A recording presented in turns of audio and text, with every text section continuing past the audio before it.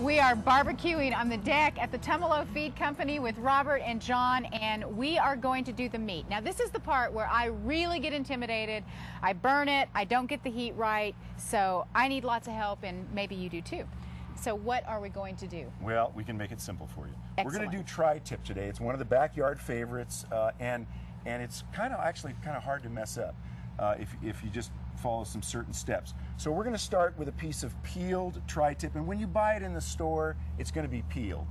I'm going to use a glove here, which in backyard you don't think about using. We use them in the restaurants a lot, but and actually Robert and I do discount brain surgery on the side.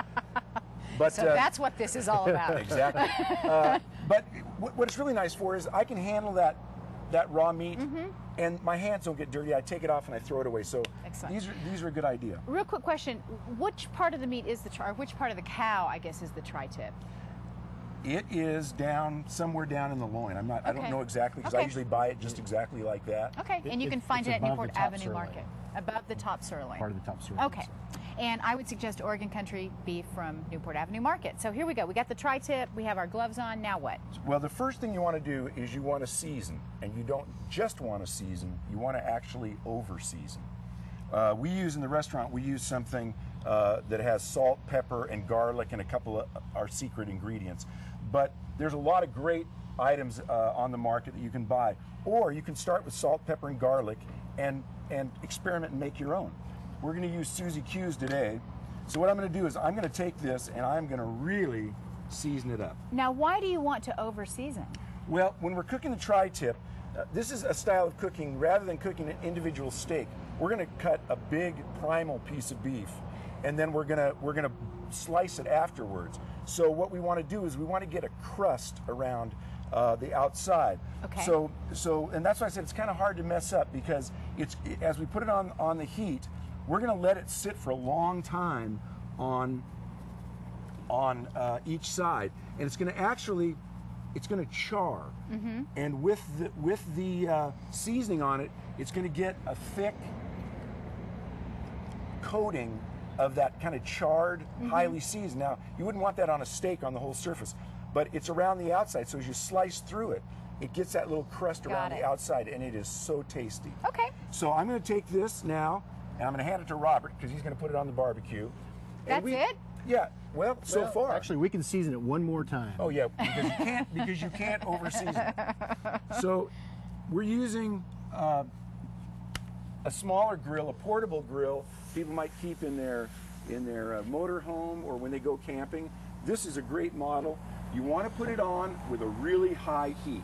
I noticed. I mean, I can feel the heat coming up from here. So it's very important to preheat whatever kind of grill you're using. Exactly, preheat, and you want to put it on a really hot grill to begin with, to sear the meat and seal in the juices. It's all about keeping the juices in the meat and not running out into the grill. And that's the reason why we don't use a fork. No fork.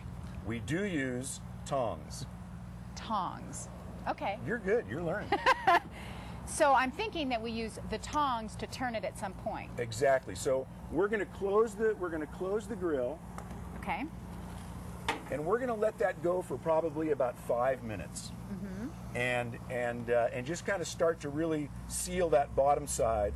And then we're going to flip it over, and at that point we'll really let it sit on that side and char and build that crust.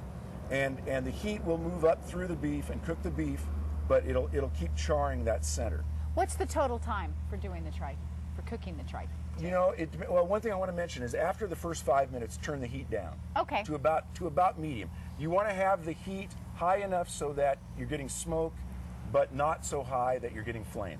That's the key. And if you want to see them putting it on the grill again and the lid closing, you can always rewind if you're watching us on That's the hard on part. local video on demand on digital cable. That's my favorite part. Another little trick is you can just move it to a colder side of the barbecue.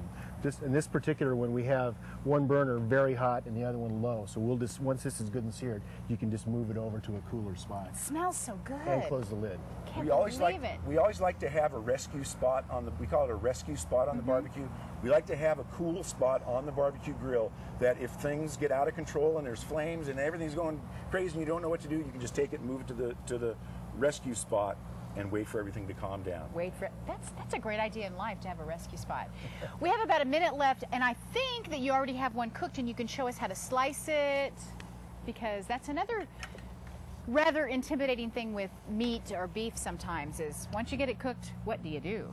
And while Robert's doing that, I'm going to make it really easy for you. Go out, go to Newport Market and buy a meat thermometer, and it says what rare is, medium rare, and obviously if you've been doing this for years and years, you don't need one, but it's the easiest way. Okay. With tri-tip, it's critical that you cut it against the grain. You can see the grain of this meat is coming. So it's like across looking this. at wood. Pretend Yeah, like you're looking at wood. exactly. And it's the lines. Exactly. Okay, and it's so that's critical the that grain. you cut across it. So I usually make my first cut just right along the edge there. Why is it critical to cut across the grain? Well, the grain is I like to visualize it as a wad of toothpicks with a rubber band around it. And if you wanted to cut those toothpicks and eat them, you wouldn't want to cut it along the toothpicks and try and chew on a long, thin toothpick. You cut it across, you get just a bunch of little bits of the toothpicks that you could eat. Finally, I get it. Cutting with the grain will take a tender piece of beef and turn it tough. And make it tough. Well, no wonder my meat's never nice and moist and melt in your mouth. So this you just cut across. It's very perfectly done, nice and Oh, tender. it's beautiful. And you got steak for the How many whole group. people will a tri-tip this size serve? Well, Actually, we had that for dinner last night. Not that one, but there was 4 of us, and we all got our bellies full. Okay, so 4 people. yeah, they're about 3 pounds. Okay, 3-pound tri-tip, 4 people. We have another segment to come, and we are going to do a... Beer can chicken. Can we drink the beer afterwards?